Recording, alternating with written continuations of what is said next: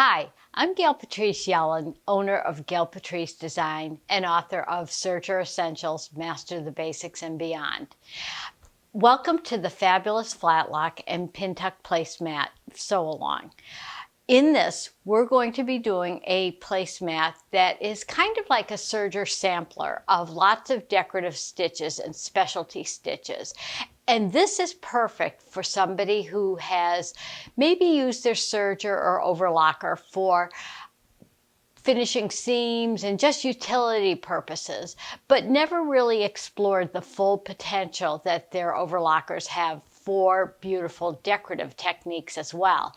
So here's the perfect way to get started with that and do some experimenting. Let's talk about some of the things that will be helpful for you before you get started.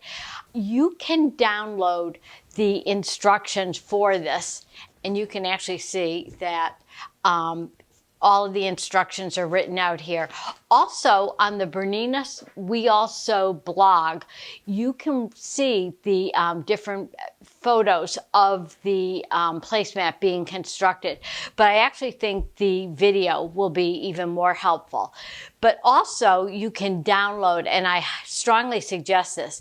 This is basically your roadmap for the placemat and where all the lines will be drawn, how far apart they are, and what each technique is in each block. Let's talk about some of the supplies you'll need. You'll need your overlocker. I'm going to be working on BERNINA'S brand new L850 overlocker. It's a 4-thread overlocker. Fantastic machine.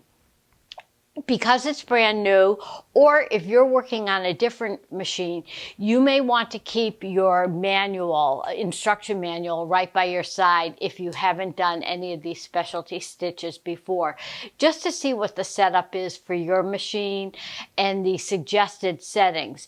And while I'm talking about that, I always like to say, consider the tension settings and stitch length settings that are in the manuals as suggestions, not hard and fast rules, because depending on the thread that you're using and the look that you want, because you're the designer, you may want to vary that. And also depending on the fabric, different machines have little nuances, and you'll test everything out on your sample fabric before you go to your actual fabric and just refine those settings. So you'll want fresh needles for your overlocker. You'll have all of your different threads ready to go, decorative thread, serger cone thread, scissors, pins, marking tools. If you like to use chalk, that's fine. I like the heat away markers like a friction pen.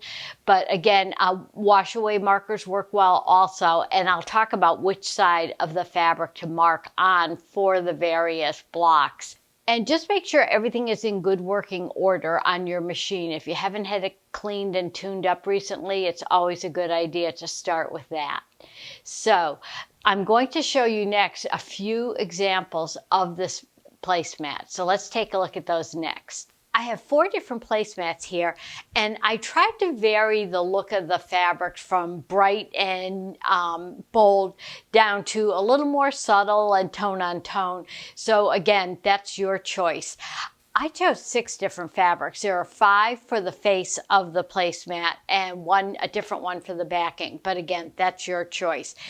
This is the first one that I did, and this is the one that you've seen on the We Also blog. And you can see it's got ribbon woven through some of the reverse flat locking on it, and we'll talk about that later on when we're ready for it. This is the second one that I did. Again, kind of tone on tone, a little bit quieter. This one is a little more summery looking, I think. And just pretty fabrics and a lighter tone. Then I decided to go for a few more solids, and I did this one, which has all bold colors. Here's the placemat and the fabrics that we'll be working on today. Now, one little variation that I think is kind of fun is I've moved the fabrics around, the colors around to different positions on the placemat. So that might be something that you'd like to think about. If you want to make a set that are all exactly the same, you can certainly do that. But you can also move the different colors around to different positions with the different techniques on it. So keep that in mind too, and you'll see it on the ones that I'm working on. Now, I've figured out a few things as I went along, and one is for efficiency. And what I've done is I have cut out all of my pieces. And in the written handout, that you downloaded, you may notice that one suggestion I have is to maybe cut your squares or blocks a little bit larger than the suggested size. The reason I say that is because if by chance your stitching lines aren't exactly even with the edges of the fabric, you have a little bit of a fudge factor to work with. And I have all of my fabrics for the one that we'll be working on today cut out and ready to go. So I've got my 2 squares for 1C and 2C. Here are my Pintuck blocks. And one thing I want to mention on this one is you'll notice the Pintucks go in opposite directions on the placemat. So you want to be sure to draw them in the opposite direction. And I'm going to do a close-up to show you another little hint that I have to make sure that you're working from the same edge as the starting edge for your stitching. This one is 1B and 2B that are identical to each other. I have, and I'm double checking my roadmap as I go along to tell you which ones I'm working on. 1D and 2D. And here is my center block. So I have all of my lines drawn on and I am ready to go. And I found that that is really the most efficient way to work. And also, because there are multiples with each stitching technique on them, I suggest doing them in that order. So we'll talk about that as I go to the machine. And now I think it's ready to take a look at the L850 and take a little tour of it. Here is the fabulous L850 Overlocker. Now I have my antenna fully extended for the threads to bring that up, and I'm actually set up for a 3-thread rolled hem stitch because that is the first stitch that we're going to be using for pieces 1A and 2A. So let's travel down. Here we have our left overlock needle, right overlock needle, upper looper and lower looper tension settings. And again, you'll take a look at your owner's manual and the threading guide to set up for that. But I'm going to talk to you a little bit about one little variation on that. This is the little trim bin, the thread catcher and scrap catcher. Bernina has built in a great little storage unit for the screwdriver, for your tweezers, and a little brush and needle threader if you needed that. And actually, if you're changing from, say, a top stitch needle, which we will be using, to a regular ELX 705, you can store those and keep them handy right in here on these little foam pads that you can kind of pop them into. Wonderful, wonderful feature on the Overlocker is air threading for your loopers. And I'm just going to pull off this little bin, and there's even a little finger guide to pull the door open here. So what you need to do with this, and it's just so great, is you'll turn that to close the threading pipes, and you use your foot control to, you'll pull your thread down, thread it into the threading ports, and it'll pop out for your upper looper and lower looper. And then coming over to this side of the machine, the yellow indicates the guide for the left overlock needle. The green is for the right overlock needle. This has a built-in needle threader with a little green and yellow window on it, and I'll just show you. You can switch it over, so if I'm threading my left needle, I just pull it over here. Because I'm doing a 3-thread rolled hem Pintuck, I'm going to be using the right needle, so I had it on the green. Presser foot lifter is right in back. And one other nice feature on this for if you were changing needles is that you can swivel and pivot that foot right out of the way to make it easy to change that needle. So that's kind of a cool little feature on this. You have your upper looper, and you have your upper looper converter right here. We won't be using that right now, but we will later on. Also on this, we have the overlock and rolled hem stitch finger regulator, and that I've got it on the R for the rolled hem because I am disengaging my stitch finger for that stitch. And another nice feature on this is a micro thread control, and that will allow you to fine-tune those looper threads to be perfect for the width of the stitch that you're working on. So that's another great feature. My cutting width is right down here under the threading table, and there's actually a little control on the underside here, and I have the extension table on, which is fantastic, that will lock the cutting blade if I don't want that to be active while I'm stitching. So I'm going to just pop on my little trim bin right here. On the right side of the machine, I have my stitch length dial and my differential feed. And we can talk about that, and there will be one small change in the differential feed on one of the, or two of the blocks actually, and actually they're the first ones with the Pintuck, and I'll talk about that. Here's our hand wheel. Our on-off power switch is down here on the lower right. And we also have a knee lift right here too, so that you can use both of your hands to position your fabric under the foot. And honestly, I never was big on using a knee lift on my overlockers, but I've really been getting into it lately because it makes it very easy to get the fabric positioned exactly where I want it on under the foot.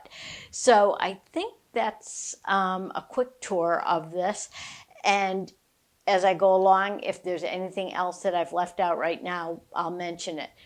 But right now I am set up for a 3-thread rolled hem stitch because we're going to be doing the blocks that are 1A and 2A.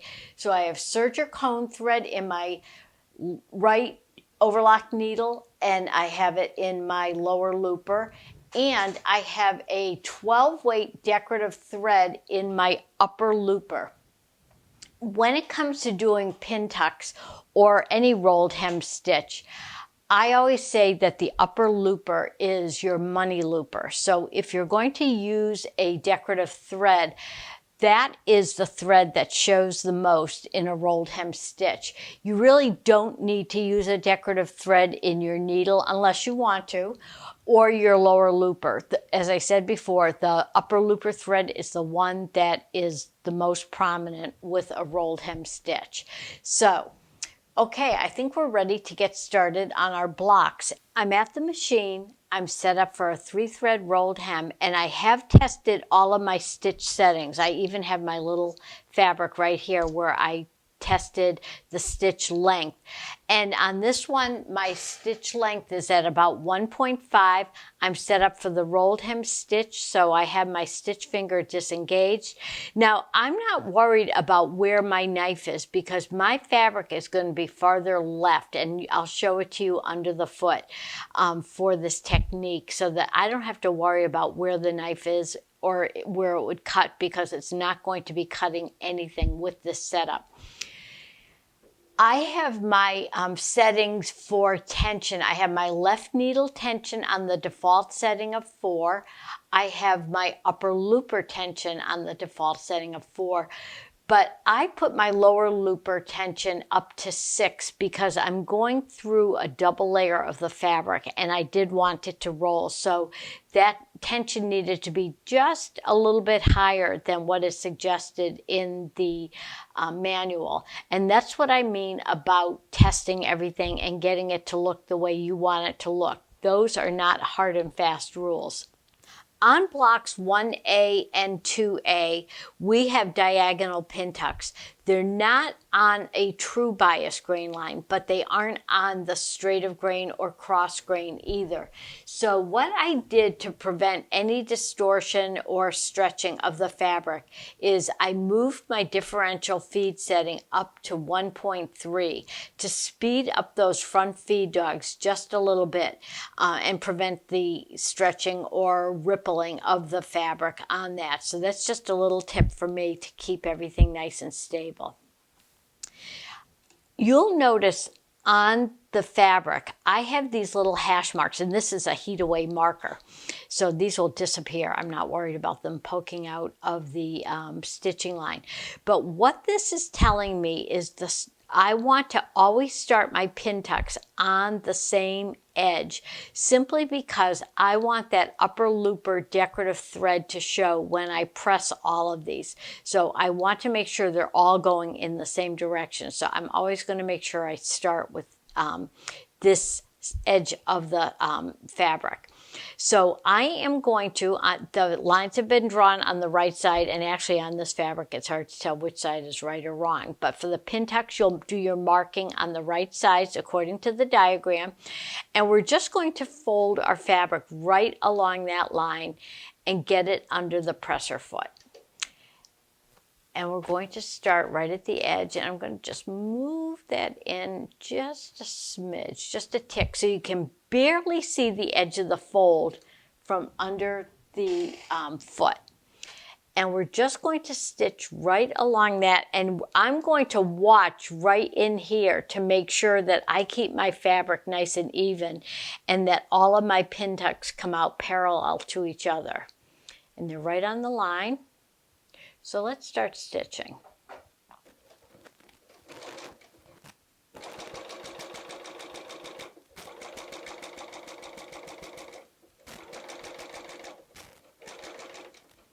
And I'm kind of seated off to the right of my machine just so Megan, my videographer, can get a good shot of this. So it's a little bit harder to see where I'm going, but I'm just taking my time.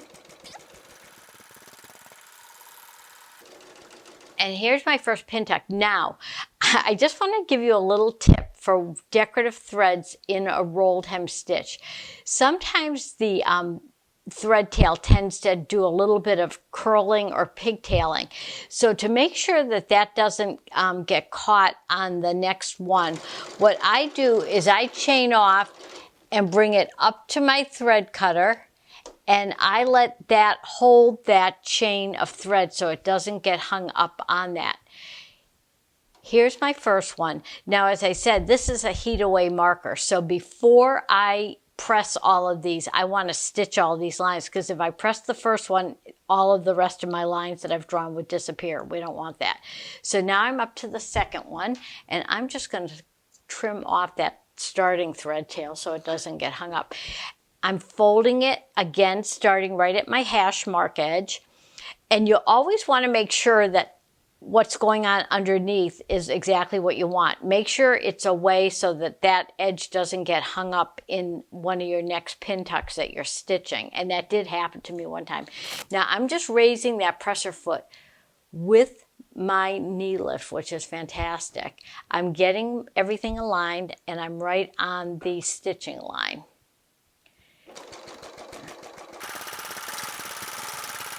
And I'm just stitching at a moderate speed, not too fast. I want to make sure I keep everything under control.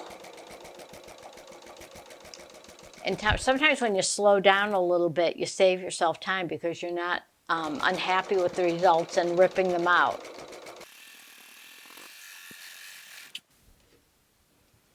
Okay, so that's that one. I'm just going to trim that off. I'm going to trim off that little starter edge.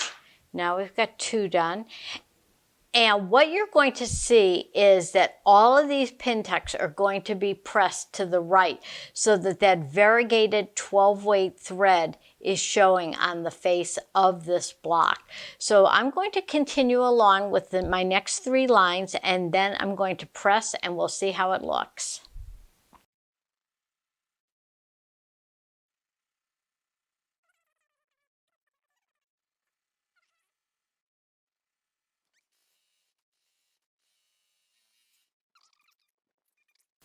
Okay, I've got all 5 of my pin tucks stitched, and again you can see that decorative thread. When you draw your lines, make sure that they are going in opposite directions. It wouldn't be any major problem if you happen to have them going, both blocks going in the same direction, but I think it's kind of fun to have them going in opposite directions.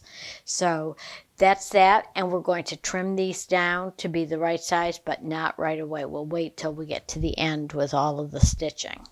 I have to move my needle from my right overlock because I want to widen out that stitch to my left overlock position, and it's really easy to do. Get that in. I have a little window to make sure my needle is all the way up in the needle bar, and I'm going to just tighten it up with that. Pop my little screwdriver right back in here. Now I'm going to move my threader to that yellow marker because I'm going to thread my right needle with it. So I'm going to put it in. We're going to change those tensions around a little bit too. I'm coming up through the yellow guides, through the left one. Okay, I've got my little yellow window here for the left needle threading. I'm going to bring my thread in under this little guide, bring it in over here, get it right in front of the eye, and pull it through. Easy, super easy to do, and pull that through. So my needle is all set up. Now let's take a look at how that air threading on the loopers works. Okay, so for the air threading, I'm going to engage my threading pipes, and I have 12-weight decorative thread in my upper looper, and that's the one that's going to show on the face of these different blocks. I'm going to pull enough length so that it can travel through and shoot out the eye of that upper looper.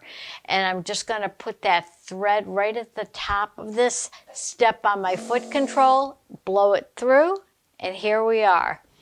Same thing for my lower looper, and I haven't adjusted my tension settings yet, so don't pay attention to those numbers. I'm going to pull enough length, get it right into the red threading port, and here it is right here.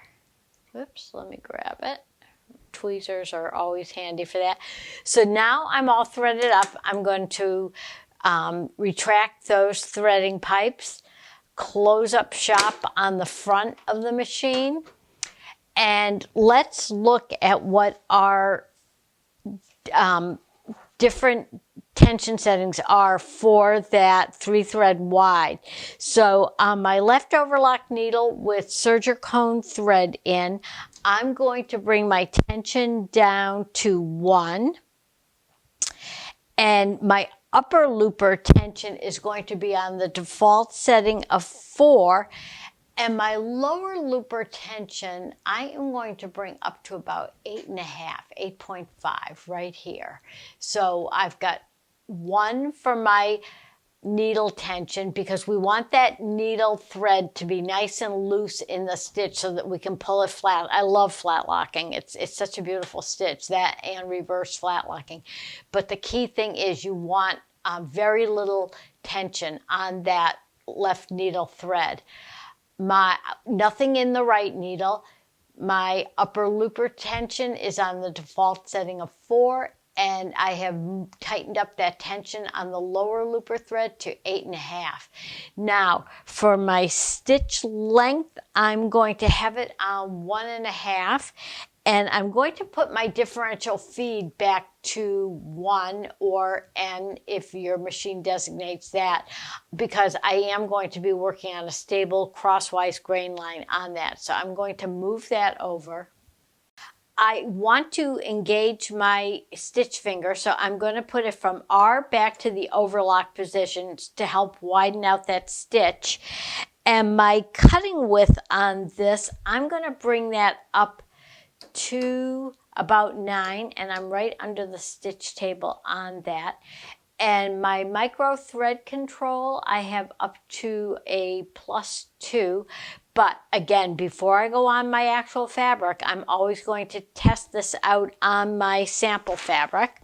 So I've just got a little piece of pink cotton here that's kind of equivalent to the quilting weight cotton that we're using on the placemat itself. So let me get everything under here. Let me just chain off a little bit.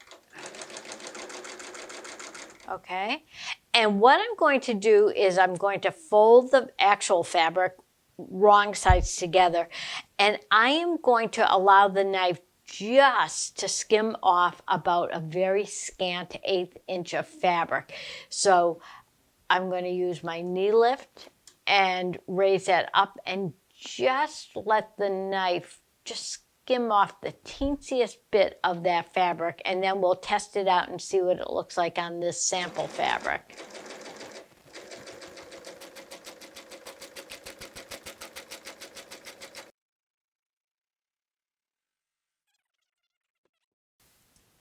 Trimming off there, and I'll put my little thread catcher right back on. Okay, here it is on my sample fabric. Now, this is what I love, and here's what the back looks like. You can already see those ladders, and that's what we'll use decorative thread in for the reverse flat lock. But let's pull this flat and take a look at what the stitching looks like. Perfect, it's beautiful. And on this, it's a matter of preference for you, but I like the look of just a little bit of the fabric peeking through here, and that's why I left that stitch length on about 1.5 for this, because I didn't want it completely dense. Now you're going to see that my flat locking rows are different colors. I'm using 3 different threads, so I'm not going to show you the thread changes, but you'll know that I have Serger cone thread in the left needle and lower looper, heavier weight 12 weight thread in my upper looper, but you will see differences in that. And then I'm going to show you my little trick for getting this little piece of fabric that is folded over a little bit, how to get that to lay flat so we'll have it nice and smooth on our actual fabric. So I'm going to use the red thread for my top and bottom flat lock rows, and again I've got my little hash marks up here, so I'm always going to start on this edge of the fabric, and that way I know everything will be evenly spaced. I'm folding it right along the chalk lines on this one. I use chalk instead of a heat away marker because the fabric is a little bit dark.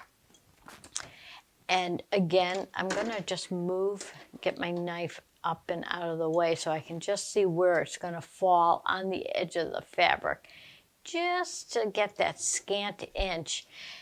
And if you're looking for another little visual guide, if you look at the O and the R for where you engage the stitch finger or disengage it, you can kind of judge how far away that fold of fabric is from those letters and just keep it in line, or just keep it in line maybe about a 1/4 inch or a scant 1/4 inch from the edge of the machine right here. So let's go along.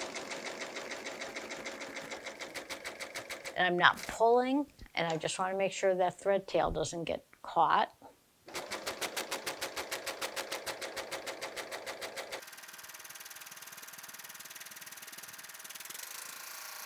Chain off. I'm going to just clip my thread tails at either end, just leave a little stitch or 2 hanging there. And I like to open up the fabric flat before I go to each new one. So let's pull it. And this, to me, I just absolutely love this for the flat lock stitch. And now I'm going to again start on the same edge, do the second, or actually I'm going to go to the other end because I want that red thread on the top and bottom pintucks. So I'm going to get those done, and then I'm just for efficiency, so I don't have to keep rethreading, I'm going to go onto my other block and do it in the same order as well. And again, it just saves you a little bit of time of threading and rethreading the different colors multiple times. But if you're doing all the same color, which again is perfectly fine for all the flat locking lines, then you don't have to worry about that at all.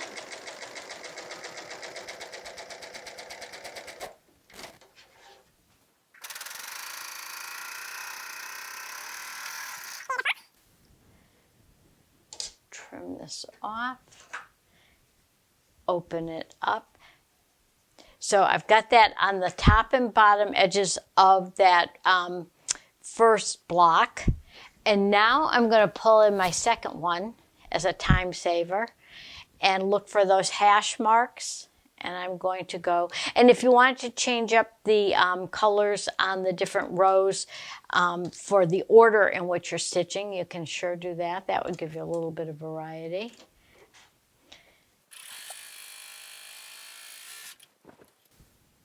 Pull it flat. Look for my hash mark. Go to the other edge for the top and bottom one. Get it positioned.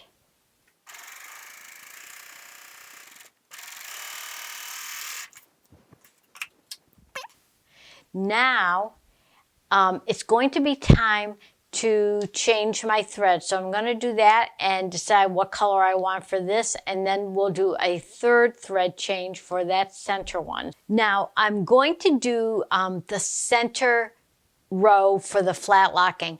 And the reason I'm going to that one next is because I could still use my dark maroon color thread in the needle and lower looper, but I just changed up the color to a pretty variegated that matches or coordinates with the fabrics itself. So I'm going to do my center row of flat locking next. And again, I did a test just to make sure I liked the way everything looked and that it was fine. Anytime you change anything, needle positions, threads, anything else, I always like to run off a little sample just to be on the safe side. And that way I don't have to rip anything else. So now I'm going into my center and I am going to do that pin tuck. So I've got my fabric folded, wrong sides together. Needle lift to get it under and just cut off that scant edge.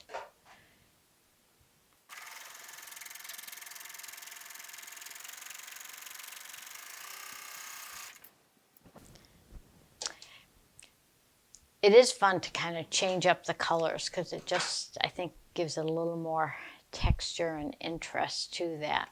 So that's kind of pretty.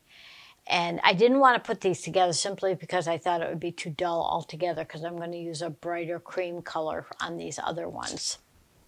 So I'll go to the center pin tuck on this one. I'll look for my little hash mark. Got it. Get it right under.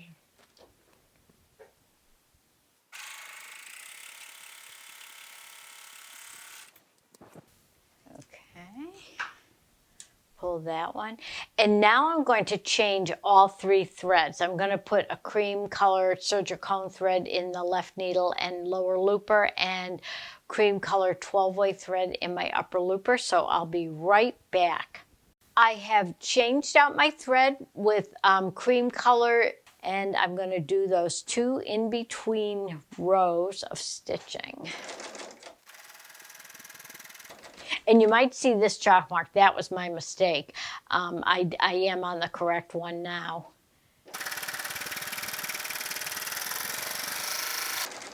I thought I'd mention that because there's always somebody with an eagle eye who might have noticed that and said, why didn't she stitch on the line? So, okay. And one more on this one.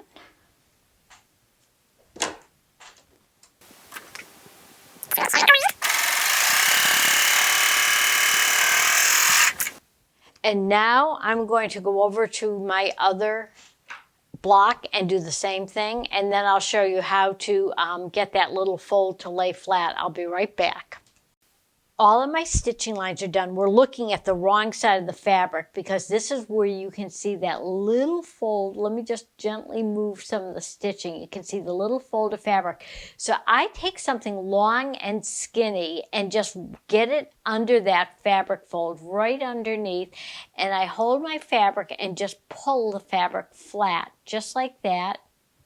And I don't get the whole length on the first pass with this. This is just, it's actually, I think it's an upholstery needle. Get this nice, pull it. Pull it. And this I like to do before I press the fabric because then it's all flat. Then I have to flip it around and go from the other end to get the other edge. If you have a long knitting needle, you might be able to get the whole length of the fold in one fell swoop, but I am not a knitter, so I don't have any knitting needles. So, okay, so I've got my fabric flat. Now I'll do the same thing on my other block that I did the flat locking on, and then I'm going to press this from the wrong side and the right side, but the fabric is laying nice and flat and smooth on this. So that's what we want. And I'll just trim any little thread tails that might be in the way too. So that's good. To give you some context of what we finished so far, here I have 1A and 2A, 1D and 2D done, and these will be trimmed up and stitched together when we're ready for those steps.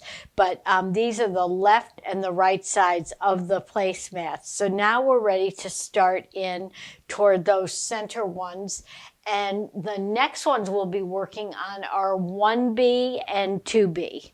Next up, we're doing 1B and 2B, and that is with a 2-thread reverse flat lock. And I'm going to show you the whole setup for that on the machine. But this is one of my very favorite ones where you see decorative ladder stitching on the right side of the fabric. And it lets you, or it allows you to do some beautiful weaving if you have ribbons or decorative fibers that you want to use. So let's go to the machine and I'll show you how to set up for that because I think this one's really cool. I've cut my previous threads and we're doing a 2-thread overlock. So what thread aren't we using? We're not going to have any thread in our upper looper. And for those decorative ladders to show with that thicker thread, I need a different needle. So I'm going to remove my standard needle and I'm going to replace it with a top stitch needle. And a top stitch needle has a bigger eye, so that allows me to use a thicker, beautiful decorative thread. I'm using a 12 weight, but you can even use an 8 weight in those eyes without any problem at all. And I'm using a Serger cone thread in my lower looper. Now, in order for the machine to stitch without the upper looper thread in, we need to close the eye of the upper looper. And that's where my upper looper converter comes in. So I flip this over and then I just press back gently and there's a little prong that closes the eye. It just pops right into the eye of that upper looper. So that's all set to go. I'm going to thread up my lower looper and needle, and we'll go over the tension settings in just a second. I just ran off a test stitch of my reverse flat lock, and you can see that instead of the loops that I had here, when I put the right sides of my fabric together, I get the decorative ladders from the decorative thread that's in my needle on the right side. And when you flip this over, here are those ladders on the test stitching for the regular flat lock with the loops on the outside. And here I have the loops on the inside with the lower looper Serger cone thread. So I like the look of that. It's great. So I'm ready to start on my actual fabric. Okay, this is for 1B and 2B for the reverse flat lock, and I have my little hash marks right here because this is going to go horizontally across the fabric, and you can see where I was off a little bit on my line, but I will just follow the boulder line down here for that. So I'm going to fold this, and again, it's hard to tell which is the right or wrong side of this, but if you have a distinct right and wrong side, you're going to fold your fabric with the right sides together so that your marks are on the wrong side of your fabric. I'm going to get this in. Under my cutting width is at 9. I have a really nice wide reverse flat lock that's going to let me weave those ribbons through just beautifully. Again, I'm skimming off just a scant 1/8 inch with my my cutter, my knife, and I have folded right along my first line. Here's my hash mark, and let's get going.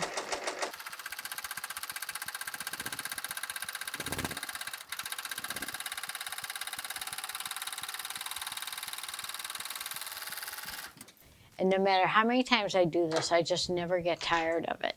But let's open this up and take a look at those ladders. Now, these ladders are pretty close together. If you wanted to space yours out, just lengthen your stitch a little bit more. Again, it's your choice. You're the designer, so you make the choice on that. So I'm going to do the second and third ones exactly the same, starting with the edge with the hash marks on it. And I'll see you when these are all done. And I'm going to smooth out the little fold that you can't really see underneath the fabric afterwards. So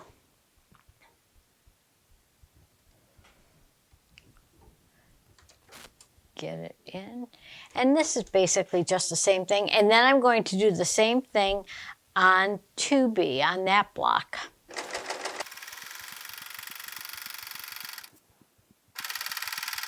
And you notice that I stop periodically just to make sure that my fold of fabric is right on the line so that everything comes out parallel.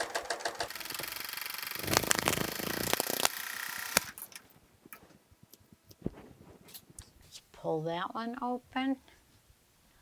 How pretty those are. Wait till you see how to weave. You're going to love it. And now I've just got one more to go on this one.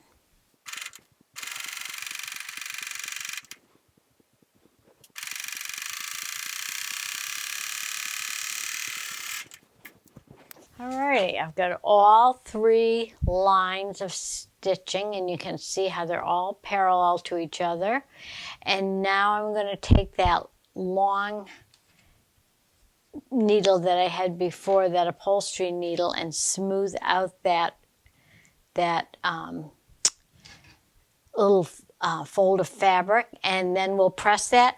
But now you're all set. As soon as that's done, you're ready to go to your second piece of fabric and do the exact same thing. Okay, let's do a little context update shot. So we just finished 1B and 2B. So these are done. These little 1C and 2C do not have any stitching on them. Those just stay plain. So all we have left now is our center block right here. And we're going to do the same stitch. I might lengthen it out just a little bit. And these are going to go vertically with the reverse flat locking. And I have my little hash mark, so I'll be starting up here. And I think I might use the heavier weight cream thread for that. So I'll change out my threads, and I'll see you over at the machine. Next up is the final center panel for stitching, and this one has reverse flat locking on it as well, the little ladders. So I have my 5 vertical lines on the wrong side of the fabric, and we're ready to go to the machine, and we'll talk about setup over there. A quick review for the setup for my reverse flat lock. I have a 12 weight decorative thread in the left overlock needle, and I'm using a top stitch needle because it is a thicker, heavier weight thread. I am not using my right needle or upper looper, so I have my upper looper converter in the eye of the upper looper, and I have a serger cone thread in my lower looper. And my tensions on the left needle, I have all the way down to 1, just so it's nice and loose for that needle thread to pull across the fabric after we're done stitching. And I have very high tension on my lower looper. I have it on 9. You'll check your manual and test to see what works best on your machine for this. And if you don't have an upper looper converter, remember you can do this with a 3-thread reverse flat lock. And again, you'll check your manual for the settings on that. But I think we're all set. I also have my differential feed on 1 or N. I have my differential feed on 1, and my stitch length for this reverse flat locking is 2.5. Again, that's variable, so you can put it where you want it. I have my cutting width on 9, and here are my lines, and I'm just going to fold right sides together on that first line, and I'm going to get it under the presser foot so that that knife just skims off a very scant 1/8 inch of the fabric. And again, I'm double checking. I want to make sure that my lines are all parallel to each other, so I'm being a little bit fussy about how I do this. So I think we're all set.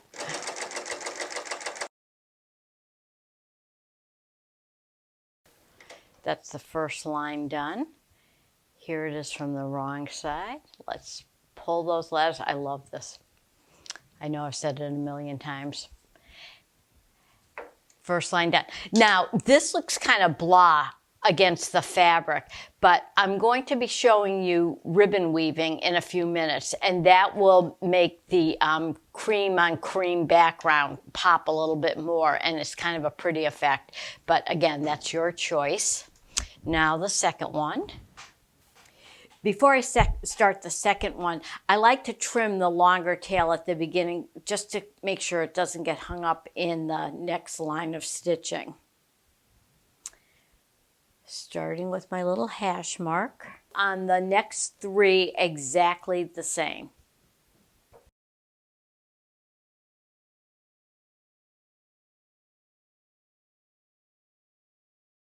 My fabric folds are all flattened out, so I'm going over to the iron. I'm going to give this a press, and then I'll show you a fun way to do some different weaving techniques. For the weaving, I decided I wanted to do a couple of different colors and different ribbons, also different widths. So for 2 of these, I'm going to use this lighter green, and this is a 3/8 inch wide ribbon. If your flat lock isn't wide enough to accommodate 3/8, a 1/4 inch, and actually even this, a 1/4 inch wide ribbon will work just fine. And I usually use the satin. But then on the other 3, I'm going to use 2 1/8 inch wide ribbons and do sort of a basket weave effect. So I'll show you that. And I'm using 2 different weaving tools. This one has a longer eye for that 3/8 inch ribbon, and then I have a smaller one for the 1/8 inch ribbon. So I'm going to start with my 3/8 inch wide, and I'm going to just put that in just like you normally would thread a needle, just like that. And these are going to go on the 2 inside ones next to the farthest out ones. And I'm going to go under 3 and over 2, and that is absolutely your choice. If you want to go over under every single one or every 2, your weaving is the pattern that you want is your choice. So over 2, under 3, over 2, under 3. And I try to be careful when I'm weaving not to twist the ribbon, because it's much nicer when you don't have to untwist it. You want it to stay flat. And occasionally I have had an error where I've gone over under the wrong number of ladders, but you can always just pull it out and start again. It's no big deal. So I'm going to pull this out, get it smoothed out, And sometimes you have to fuss around with it a little tiny bit. And because this is a wider ribbon, sometimes it's a little more persnickety. But I'll fiddle around with that and get that smoothed out. But let me just finish the rest of my weaving. So over 2, under 3, 2, under 3. And it's the same thing. And again, if you make a mistake or you change your mind, which I often do, you just pull it out and start again. No big deal at all.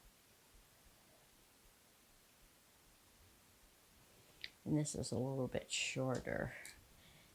And as you can see, it's much easier to get that to lay flat immediately.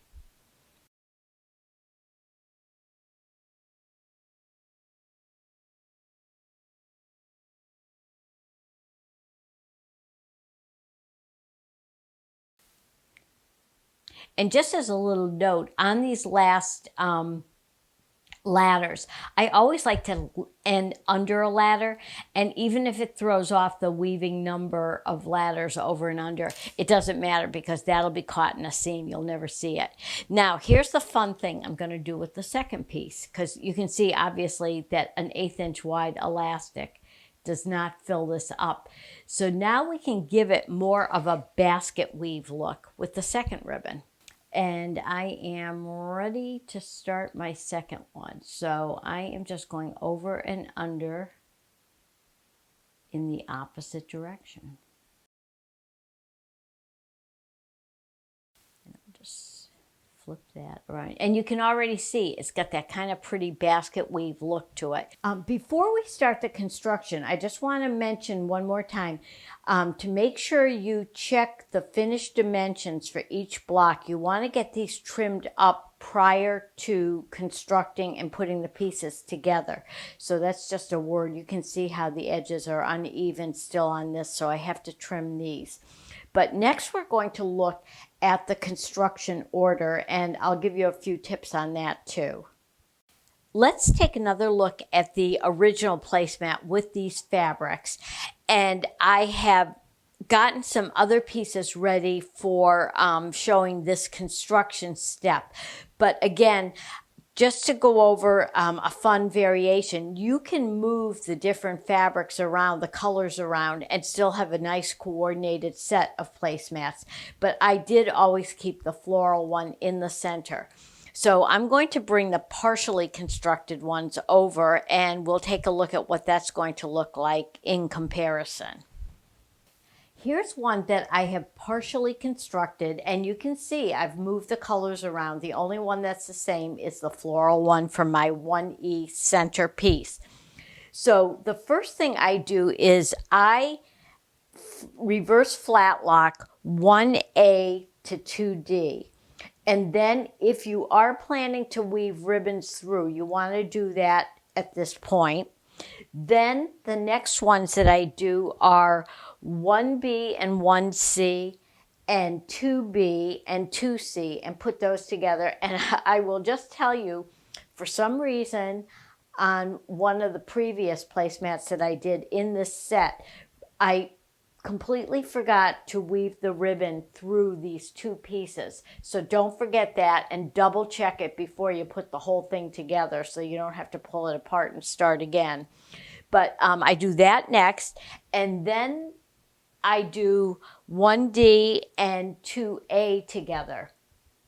And now we're ready to attach these to the center. So we'll be flat locking this to 1E and this to the bottom, weaving ribbons through, and then we'll be attaching the vertical seams to the whole center part, and we'll press it as we go as well. For my first join to the center panel, I'm doing 1B and 1C. So I've got them right sides together. We're reverse flat locking. And because these pieces are pretty short, I don't really need to even pin them together. I can manage them with my hands. But if you feel a little more secure getting them pinned, just make sure your pins are off pretty far to the left so that you don't nick your knife with them.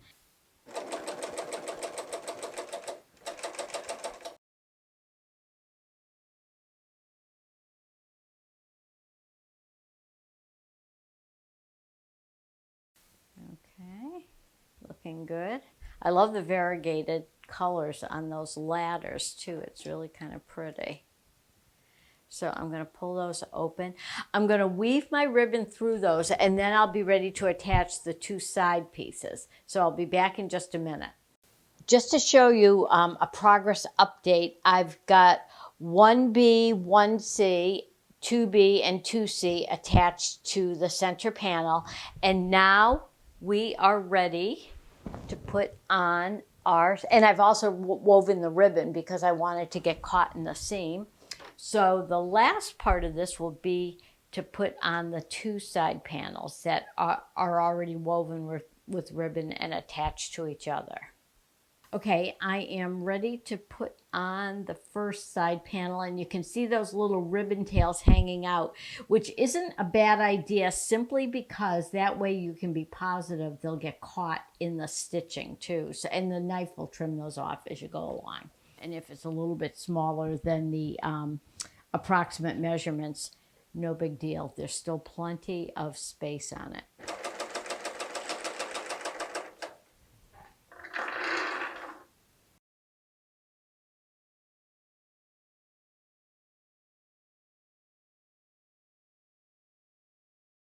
And I'll smooth out that fold, but let's get to the other side.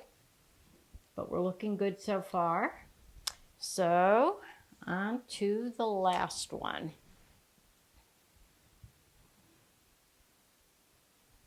And even at this length, I don't bother pinning. Okay, let's open up this one.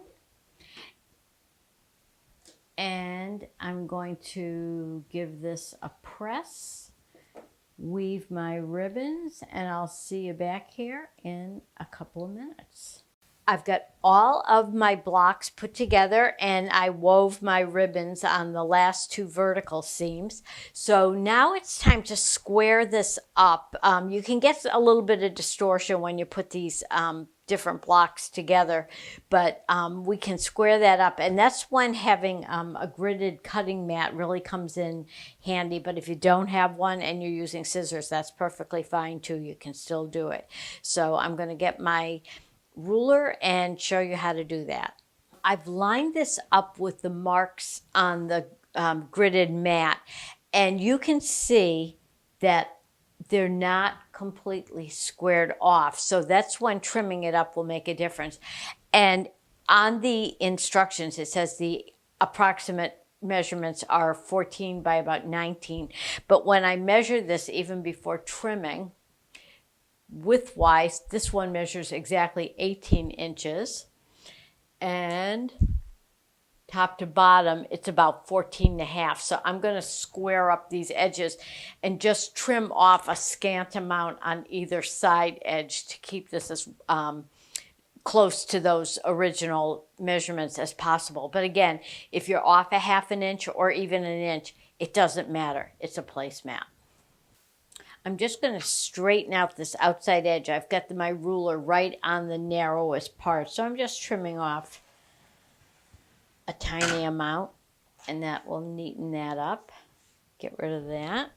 And I'll do the same thing. I'll flip this around and do the same thing on the other side. And I want to get this on one of the gridded lines so I know I'm squaring it correctly.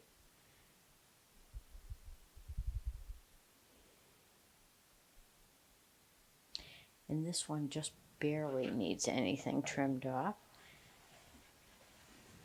Just like that. Get those thrown away. And now we'll do the top and bottom edges. And again, line those up nice and straight.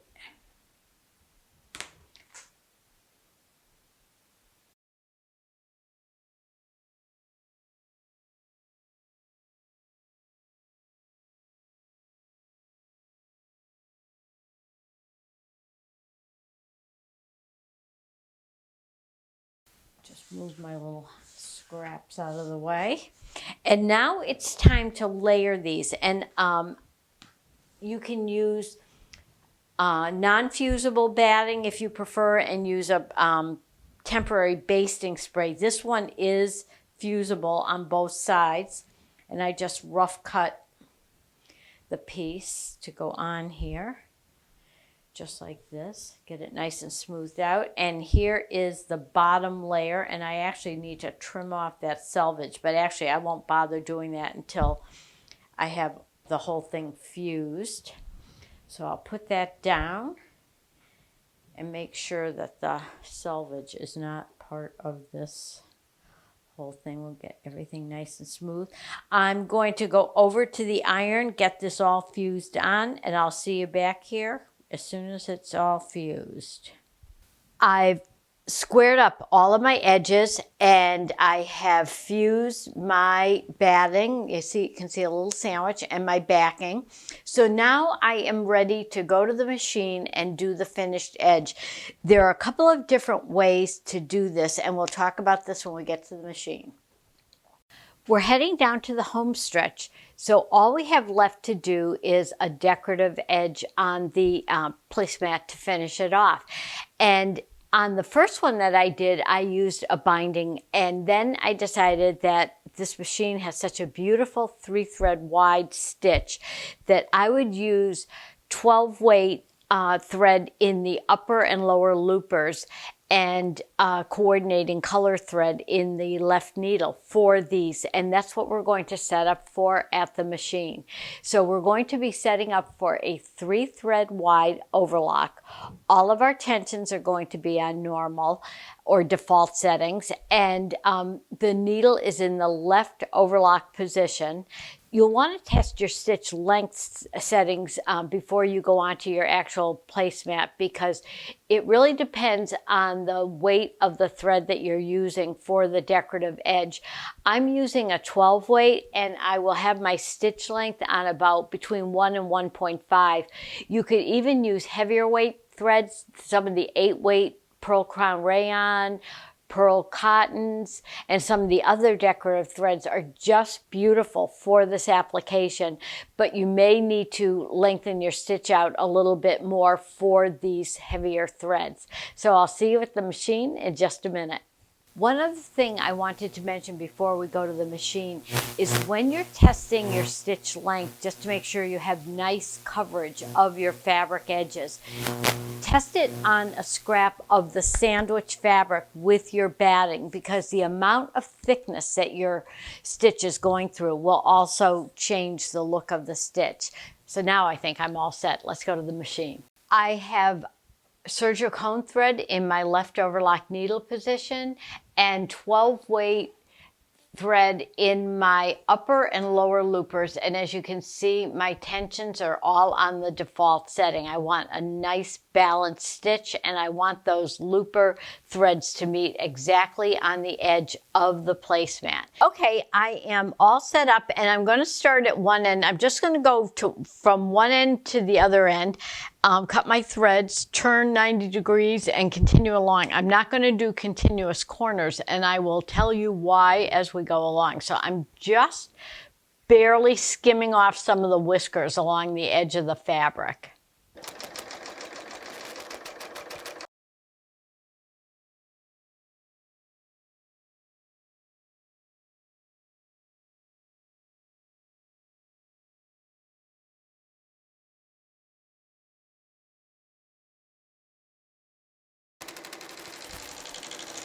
I'm coming to the end, and I'm going to leave enough of a tail for me to hold on to, just so that I can be sure I keep everything nice and square as I go on to the next edge. And the reason I'm not doing this as a continuous corner is because of the weight of the thread. I really find that you can get a much nicer look when you tuck in the tails with a double-eyed needle or a bodkin at the very end. So that's what we'll do. I'm going to hold on to this for just a few stitches just to make sure that we kind of get ourselves going.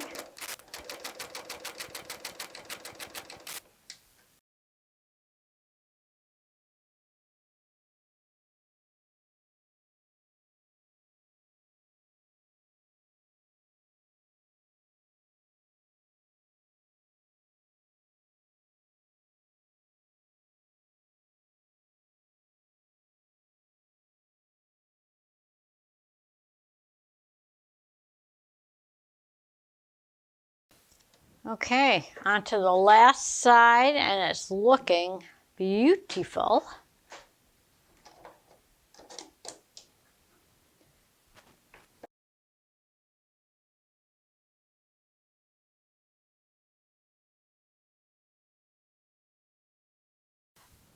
Okie doke.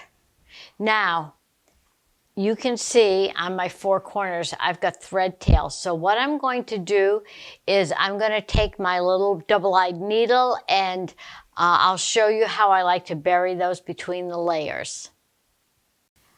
I've got my thread tails and they're way too long to bury like this. So I'll just cut off some of this length right about here. Get rid of that. And then what I like to do is untangle the thread chain, which is easy. It's not hard at all to do. And it just makes it less lumpy when you want to get rid of those thread tails in between the layers or bury them in between the layers. So it gives you a nice, neat finish. And I'll probably cut off some of the length of this because these thread tails are very long.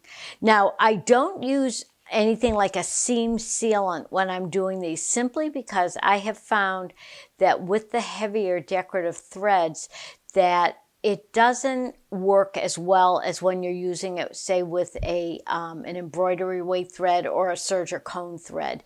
So this is my method for securing these. So I've got my thread tails undone, and I seem to have a bit of a knot here. Hang on.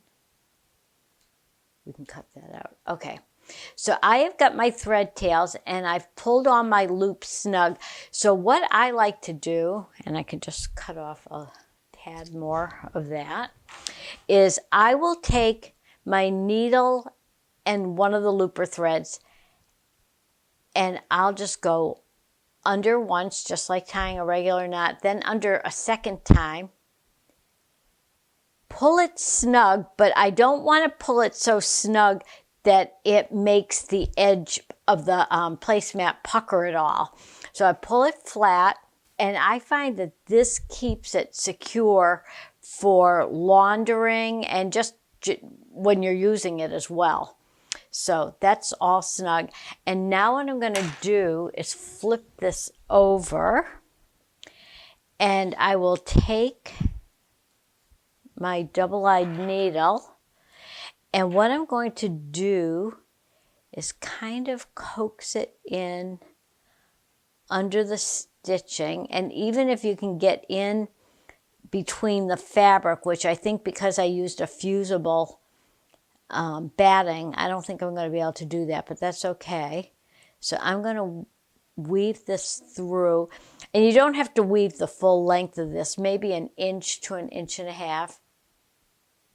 And I like something with a rounded end, like for a bodkin or a double-eyed needle, simply because if you have a sharp point on a regular needle, you do run the risk of piercing the thread. So I'm just going to pull this through, snug up those ends so it looks nice and neat, kind of pull them out to the side, give it what I call a snug tug,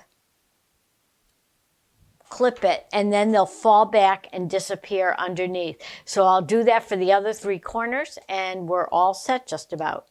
Thanks for joining me in this placemat sew along. I hope you had as much fun as I did in making this, and feel free to share this with your friends. Be sure to subscribe to my YouTube channel, and don't forget to click the little bell so that you'll get notifications whenever I post a new video. And feel free to leave your comments or questions in the box below, and I'll get back to you very quickly. Thanks so much, and I'll see you again soon.